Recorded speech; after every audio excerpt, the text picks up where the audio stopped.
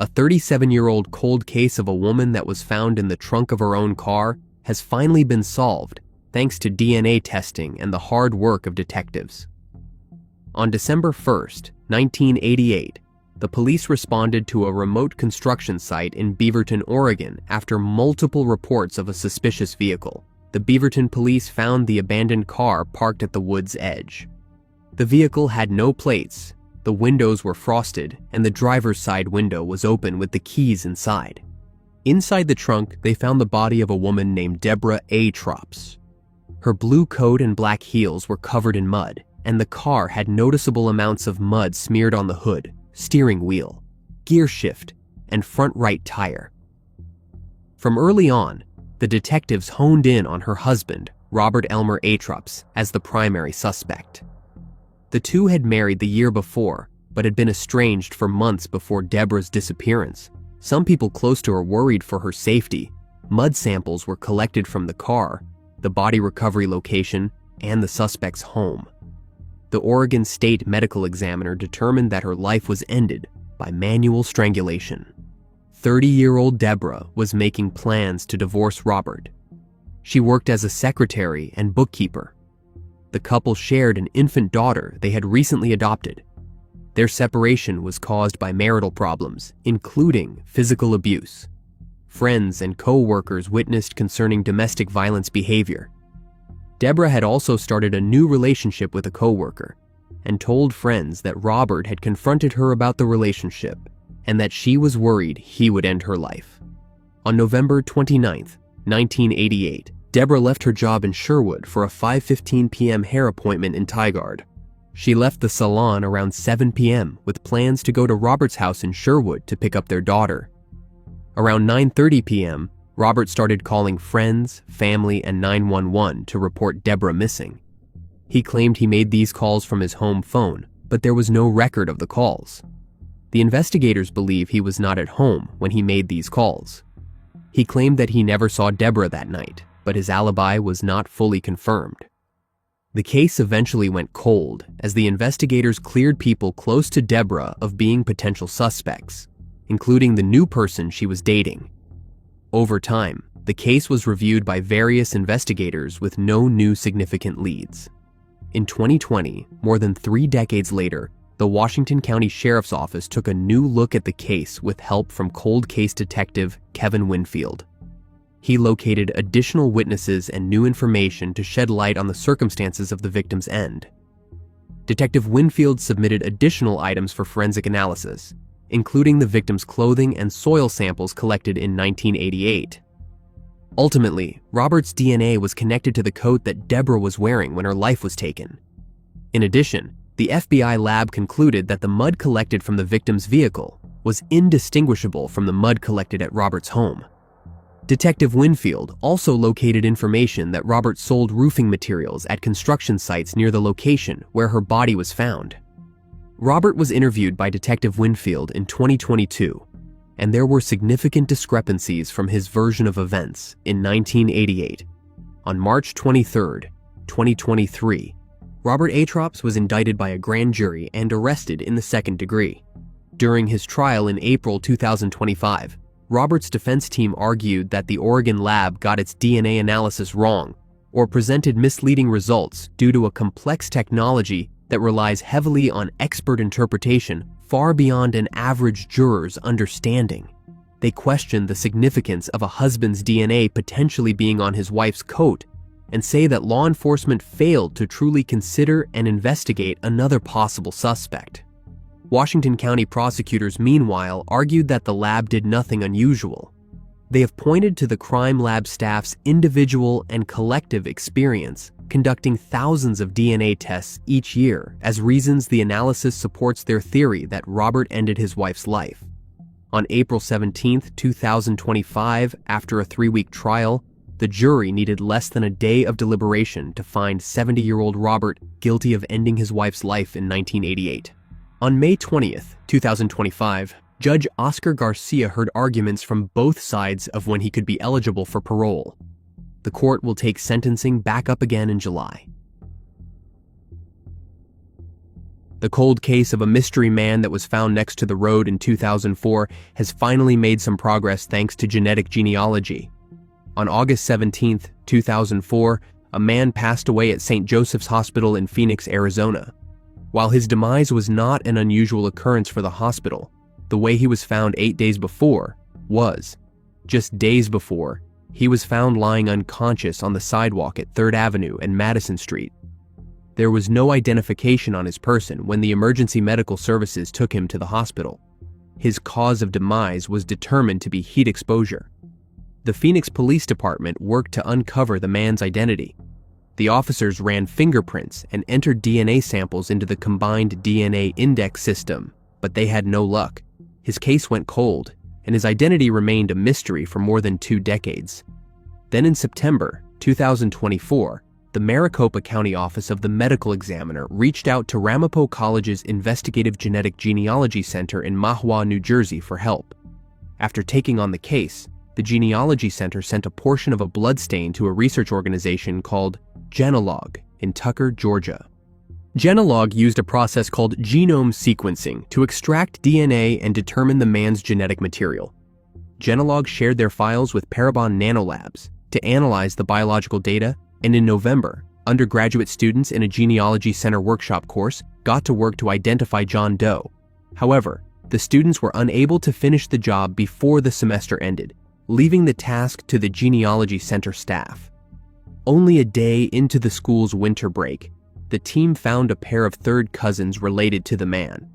The team determined that John Thiellesen was the likely candidate and forwarded the info to senior medical legal investigator Kristen Eggers of the Maricopa County Office of the Medical Examiner. Working with the Arizona Attorney General's Cold Case Unit, the medical examiner positively confirmed John Doe's identity as John Thiellesen in March 2025. John was reported missing out of Toledo, Ohio, by his brother on September 1, 2004. He suffered from mental health issues and called his sister around the same time, saying he had cleansed himself and was planning to jump into an Ohio river. He was never heard from again. Eggers stated, "Ramapo College has become a beacon of hope for individuals and families across the nation. Their tireless efforts have provided answers to countless families and demonstrate an unyielding dedication to the welfare of all people, regardless of their circumstances." Arizona Attorney General Chris Mays said that she was proud of the Cold Case Unit's work to help family members of missing and slain Arizonans get closure. She stated, "With increased technology and the right kind of cooperative approach between law enforcement agencies, there is hope for the loved ones of countless victims."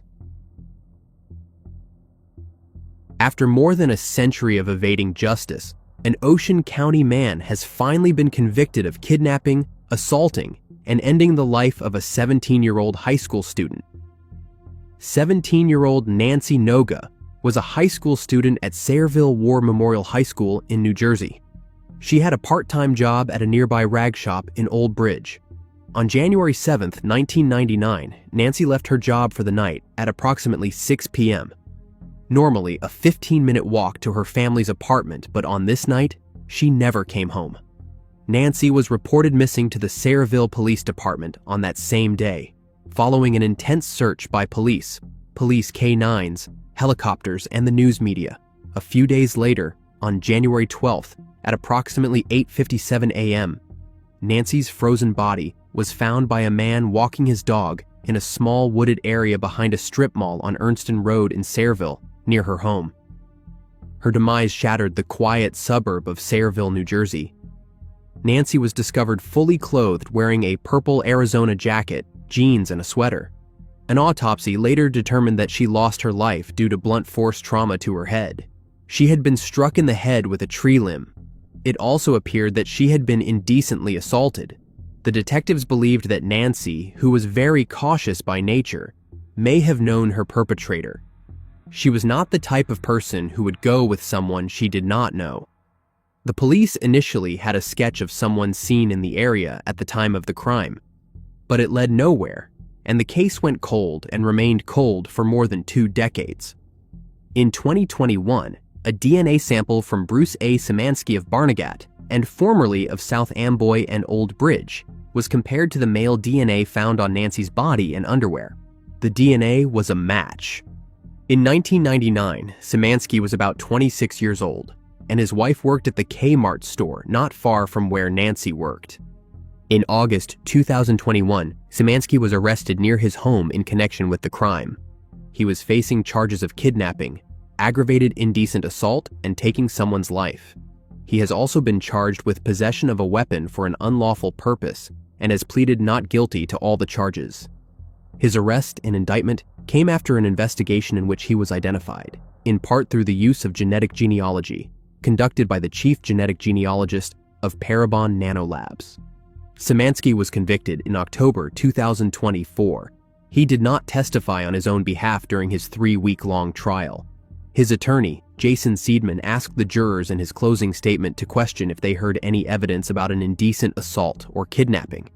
He said that while Nancy did not deserve what happened to her, there is nothing demonstrating that Szymanski is the one who committed the crimes against her. Seidman said the state's focus was on who deposited the DNA, because the state feels the only one who could have caused Nancy's demise is the one who left the DNA.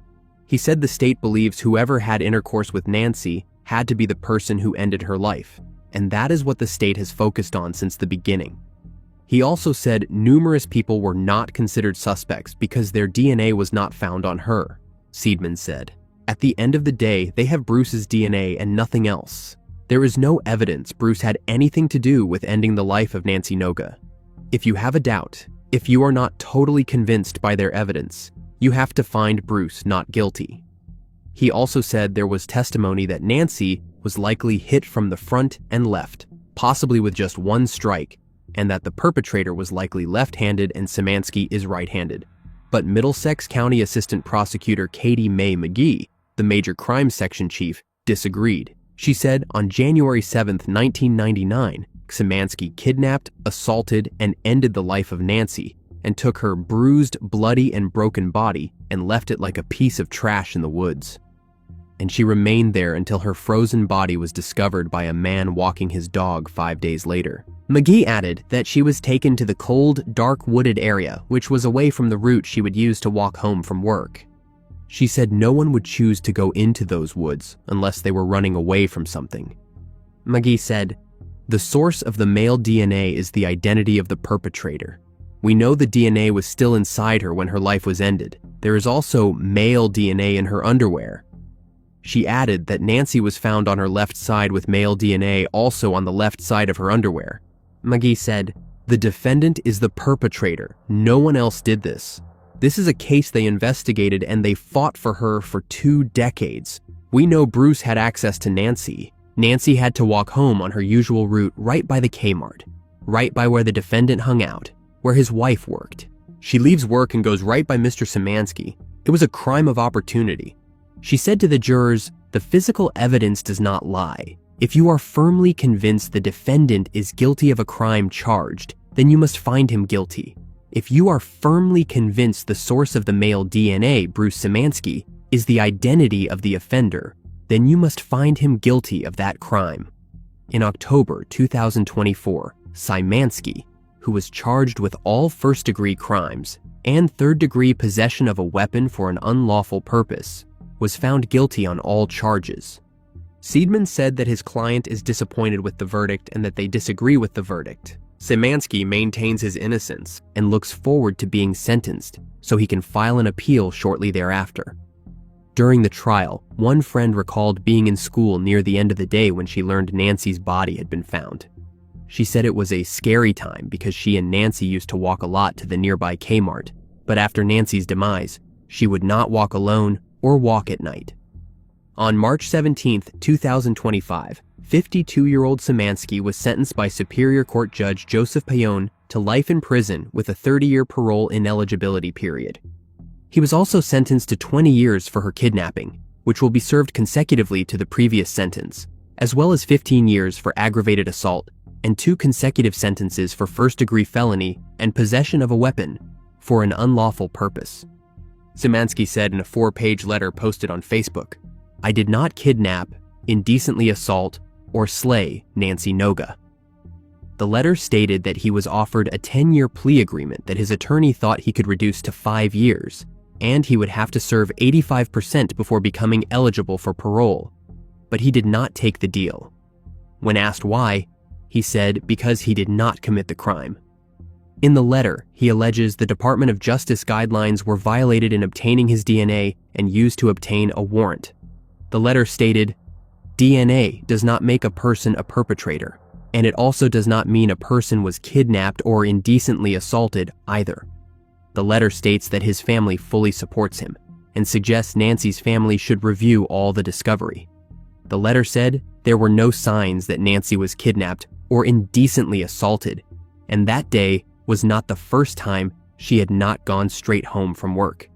The letter states that the truth will come out, and Nancy will get the justice she deserves. Nancy definitely deserves justice, but true justice, and her family deserves closure, but it should not be at the expense of innocent people. A mother and her daughter that was traveling to Bluffton to visit family never showed up. The mother was fatally harmed and found in a ditch next to a road with her 3-year-old daughter next to her, unharmed. 50 years later, the case will finally be solved. On the evening of July 7th, 1972, 26-year-old Phyllis Bailer was traveling in a borrowed car from Indianapolis to Bluffton, Indiana, with her 3-year-old daughter. They were on their way to visit Phyllis's parents, but the pair never arrived in Bluffton, and her family called the police to report her missing. Richard Bailer, Phyllis's husband at the time, said that he only got a call from her father the next morning, letting him know that Phyllis never showed. Richard began driving toward Bluffton in an effort to find his wife, whom he referred to by her middle name, Jean, and their young daughter, Jody.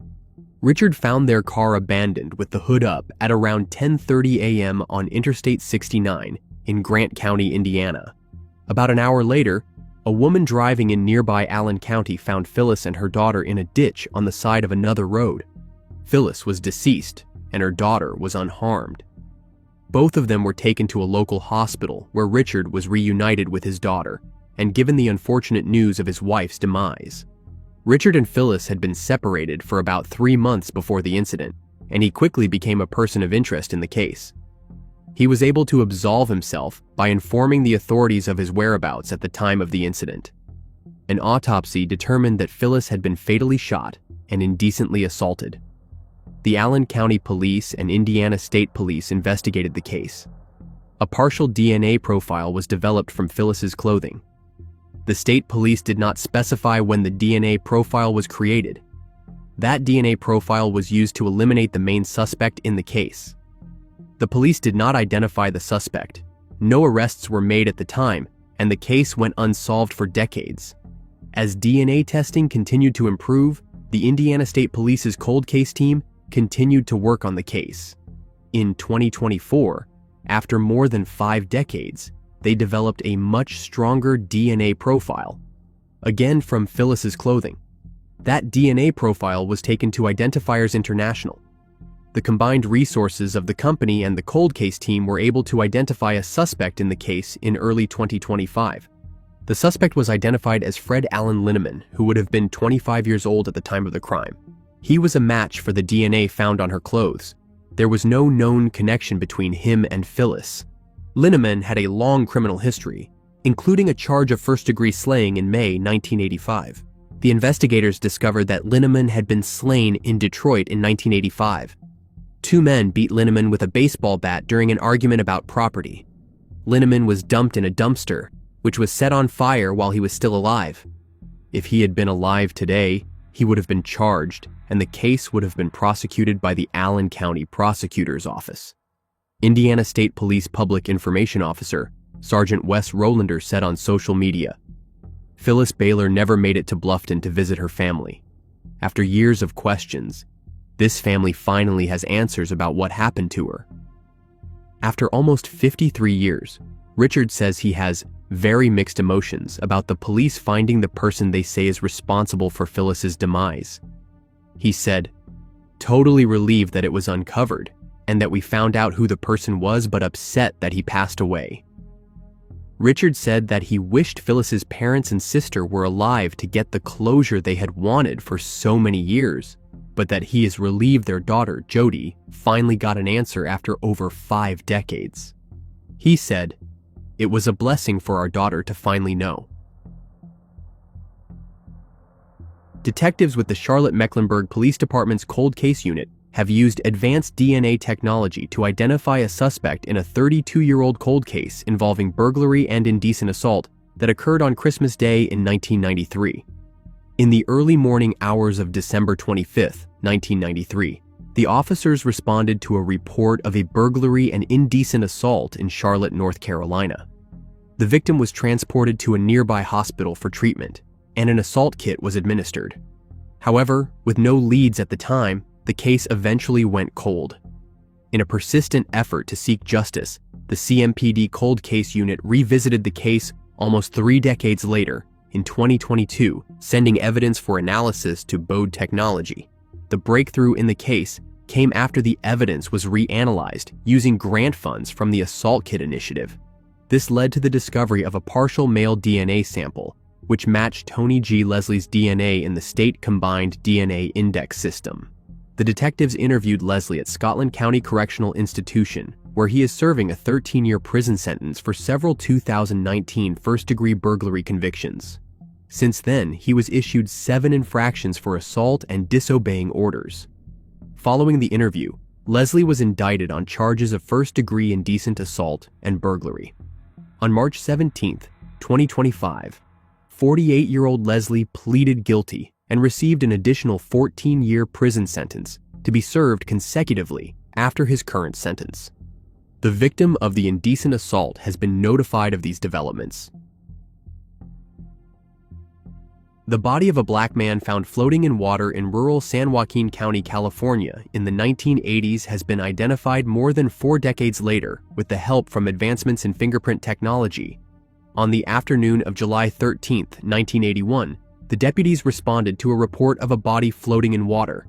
The body of a man was found in water near Blossom Road and Beaver Slough in the community of Thornton, located along Interstate 5, just north of Stockton.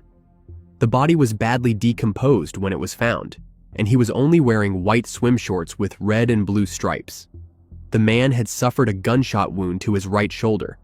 One of the identifying characteristics was a tattoo on the left arm that said, "Black is beautiful." The case went cold, and the man remained unidentified for more than 4 decades.